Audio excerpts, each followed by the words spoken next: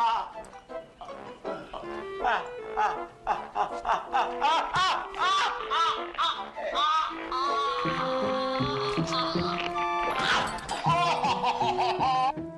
ba itong ipin mo? Para sungay ng demonyo? Hindi naman yan eh. Iba yung nabunot mo eh. Angal ka lang, angal. Marami pa yan ah. Yan nga. Yan nga. Mumagang tatagumpay din tayo.